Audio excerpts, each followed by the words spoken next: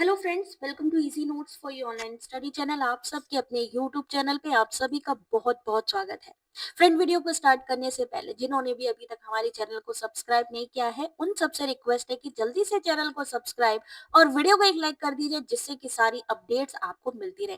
कई लोगों को हमारी क्लासेस की नोटिफिकेशन नहीं मिलती है, उसका रीजन है जो बेल नोटिफिकेशन है उन्होंने ऑन नहीं किया हुआ है।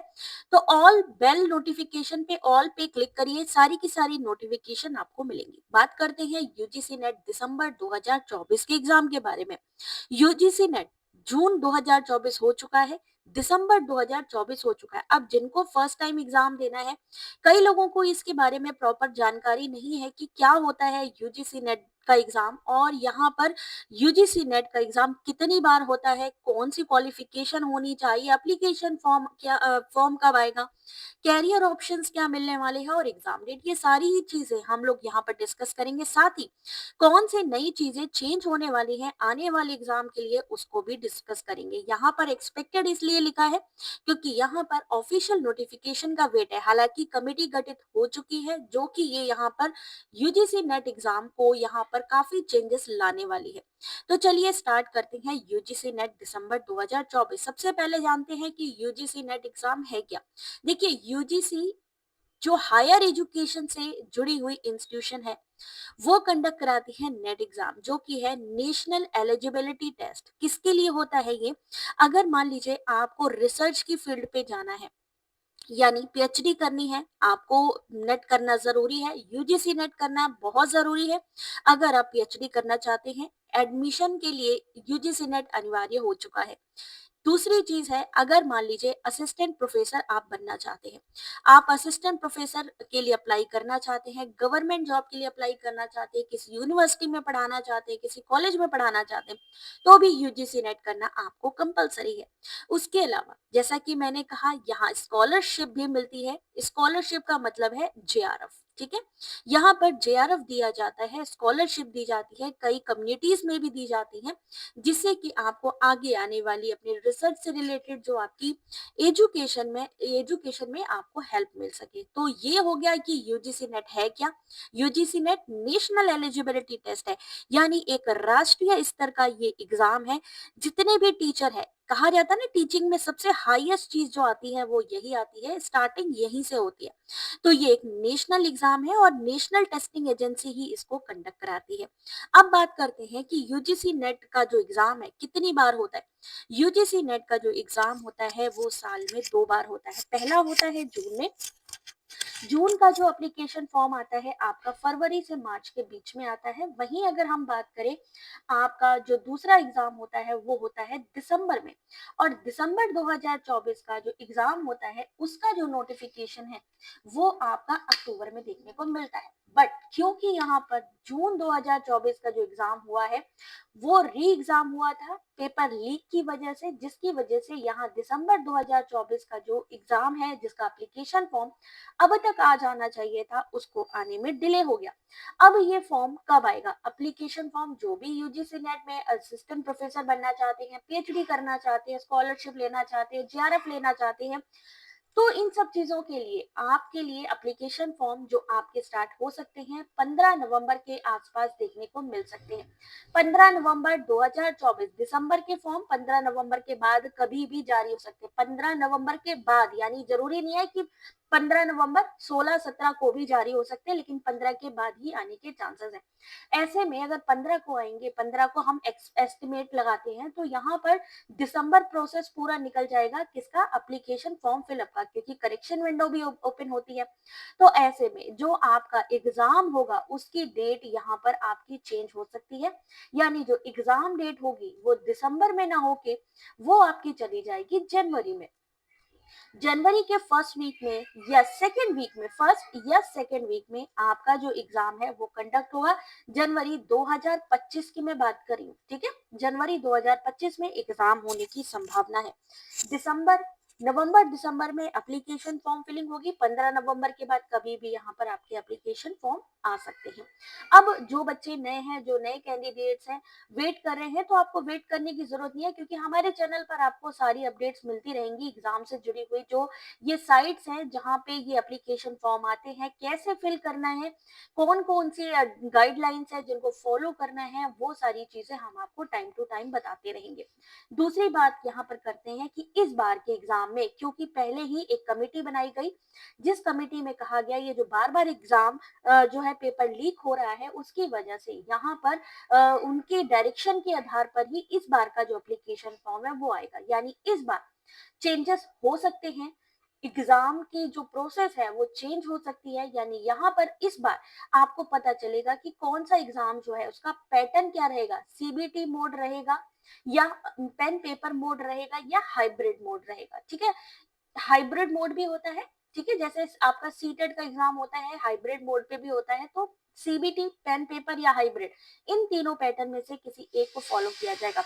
सेम ऐसे ही सिलेबस चेंज होने का ऑलरेडी पहले बताया जा चुका था, लेकिन सिलेबस चेंज अभी नहीं होगा, क्योंकि इसलिए क्योंकि कम से कम 6 महीने ये लोग पहले देते हैं सिलेबस चेंज करने से पहले, जिससे कि आप लोगों की प्रॉपर तैयारी हो जाए। तो इसलिए ऐसा नहीं है कि सिलेबस चेंज नहीं है। अगर आप जाएंगे सिलेबस देखने के लिए, सिलेबस की मैं अभी साइट भी दिखाती हूँ, वहां पर आप देखेंगे तो 2019 के बाद का कोई अपडेशन नहीं, यानी सिलेबस आपको देखना पड़ेगा। हमारी टेलीग्राम चैनल पर भी अवेलेबल है अपडेटेड सिलेबस, उससे आपको पढ़ाई करनी है। ठीक है, तो पहली बात, पैटर्न यहाँ पे चेंज हो सकता है, सिलेबस जैसा मैंने आपको पहले अपडेटेड सिलेबस दिया है, आप लोग उससे ही पढ़ाई करिए। दूसरी बात, यहाँ पर लिमिट आ सकती है एग्जाम देने की। अभी क्या है, एज लिमिट है जेआरएफ के लिए, एज लिमिट है जेआरएफ के लिए कि 30 साल से ऊपर जनरल कैटेगरी, वहीं बाकी कैटेगरीज के लिए 5 साल का रिलैक्सेशन है। अदर कैटेगरीज 5 साल का 5 साल का रिलैक्सेशन, चाहे फिर वो आपकी महिला कैंडिडेट हो यानी विमेन कैंडिडेट हो, चाहे आपकी जो है आपकी एससी एसटी ओबीसी, इन सभी को 5 साल का रिलैक्सेशन है। लेकिन इस बार यहाँ पर एज लिमिट को भी चेंज होता आप देख सकते हैं एप्लीकेशन फॉर्म में, एज लिमिट बढ़ सकती है। हालांकि यहाँ पर आपको अपॉर्चुनिटी जो एग्जाम देने की कंटिन्यू, क्या होता है कई लोगों का क्वालिफाई हो गया उसके बावजूद भी वो लोग अटेम्प्ट करते रहते हैं, दूसरों की सीट खराब करते हैं, तो इस वजह से यहाँ पर एक एक्शन ये हो सकता है कि आपको लिमिटेड टाइम पीरियड या लिमिटेड आपको जो है चांस दिए जाएं कि आप लोग इतने टाइम तक ही इस जो है एग्जाम को अटेम्प्ट कर सकते हैं।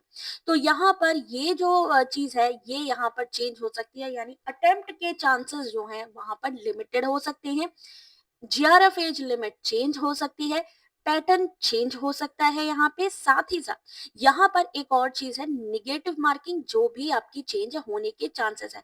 काफी एग्जाम में जो एनटीए कंडक्ट करवा रहा है वो ऑलरेडी निगेटिव मार्किंग उसने लगाई हुई है, इस बार के एग्जाम में निगेटिव मार्किंग आपको भी देखने को मिल सकती है। साथ ही साथ सीएसआईआर नेट और यूजीसी नेट, ये दोनों ही एग्जाम एक साथ करवाने के चांसेस भी बढ़ गए हैं, क्योंकि यहाँ पर कंटिन्यू दोनों एग्जाम साथ साथ ही होते हैं, ऑलमोस्ट बराबर पे ही होते हैं। लेकिन प्रॉब्लम ये आती है कि यहाँ पे जो है प्रॉब्लम ये आती है कि दोनों एग्जाम में काफी गैप आ जाता है और कैंडिडेट भी परेशान होते हैं। तो इस वजह से हो सकता है यहाँ पर जो सीएसआईआर नेट है, जो सीएसआईआर नेट और यूजीसी नेट है, ये दोनों में आपको चेंजेस देखने को मिल सकते हैं।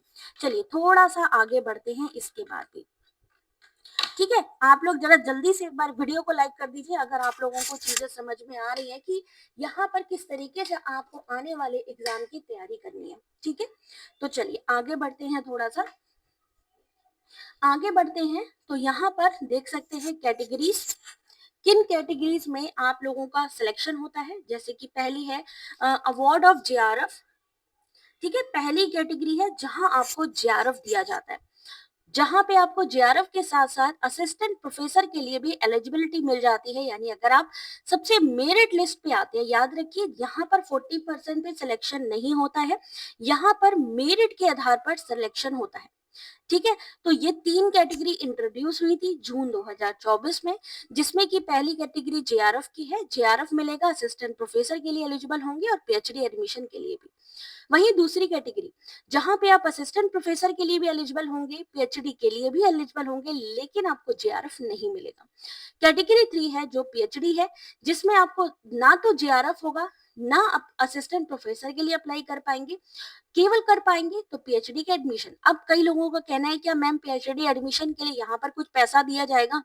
तो बिल्कुल भी नहीं दिया जाएगा, आपको अपने पैसे से करना होगा। अगर आप चाहते हैं कि पीएचडी आपको स्कॉलरशिप से मिले तो उसके लिए आपको हाई मेरिट यानी जेआरएफ में आना होगा, जिसकी की एज लिमिट अभी 30 है, आगे हो सकता है इसको बढ़ाया जाए। ठीक है, तो ये चीज क्लैरिटी रखिएगा। अगर मान लीजिए एग्जाम देने जाते हैं तो याद रखिए यहाँ पर भी आपको एक चीज का ध्यान रखना है कि जो जेआरएफ है, जेआरएफ में आपको कम से कम 70%, कम से कम 70% आपको मार्क्स लाने ही होंगे अगर आप जेआरएफ चाहते हैं। 70% इस बार का जो क्राइटेरिया रहा है, जो कट ऑफ रहा है, कट ऑफ के आधार पर ही सिलेक्शन होता है। तो यहाँ पर इस बार का जो कट ऑफ है वो 70% के अराउंड रहा है। वहीं अगर हम बात करें आपका असिस्टेंट प्रोफेसर, जहां आप नेट क्वालिफाई करते हैं, तो उसके लिए जो क्राइटेरिया रहा है वो है आपका 60%, यानी 60% वालों का सिलेक्शन हुआ है असिस्टेंट प्रोफेसर के लिए। उसके बाद आती है बात पीएचडी की, तो पीएचडी एडमिशन वालों को क्या मिला है? पीएचडी एडमिशन वालों को 50% में इस बार का सिलेक्शन मिला है। ठीक है, तो इन चीजों का ध्यान रखिए। और पहली बात, जेआरएफ क्वालिफाई अगर आप करते हैं तो पीएचडी अगर आप एडमिशन लेना चाह रहे हैं तो आपका सिर्फ और सिर्फ आपका इंटरव्यू होगा। वहीं अगर आप यूजीसी नेट की कैटेगरी 2 या 3 में आते हैं, यानी आप पीएचडी और आपके असिस्टेंट प्रोफेसर की कैटेगरी में आते हैं, तो आपको वहां पर भी रिटन एग्जाम देना पड़ सकता है, यानी देना पड़ सकता है एक और एंट्रेंस एग्जाम। कई लोग का कहना है कि नहीं भाई इतने सही हो जाएगा, बट ऐसा नहीं है, कई जगह पे लिया जा सकता है इसका भी एंट्रेंस एग्जाम। सिर्फ जेआरएफ वालों को ये फैसिलिटी मिल रही है कि वो लोग चाहें तो यहाँ पर उनको अगर एडमिशन लेते हैं तो वहां पर उनको जो है इंटरव्यू के द्वारा सिलेक्शन किया जाएगा। अब यहाँ पर बात करते हैं इसका जो वैलिडिटी है वो कितना है। तो वैलिडिटी देखिए यहाँ पर इसकी जो है जेआरएफ क्वालिफाइड के लिए यहाँ पर लिखा है, उसकी JRF qualified candidate PhD programme के लिए इंटरव्यू के आधार पर दूसरे तीसरे में ऑलरेडी मैंने आपको बताया एंट्रेंस ले सकते हैं। वहीं यहाँ पर जो अगर मान लीजिए कैटेगरी 2 या 3 में आते हैं तो वहां पर 1 साल के लिए ही आपकी पीएचडी की डिग्री मान्य होगी, यूजीसी नेट के रिजल्ट के डिक्लेरेशन का जो सर्टिफिकेट आएगा उस दिन से। वहीं अगर आप जेआरएफ की बात करते हैं तो जेआरएफ के लिए पहले भी 3 साल का समय था और आज भी 3 साल का समय है। 3 साल के अंदर आपको एडमिशन लेना ही लेना है। एडमिशन लीजिए या असिस्टेंट प्रोफेसर की जॉब निकलती है तो वहां पर भी अप्लाई कर सकते हैं।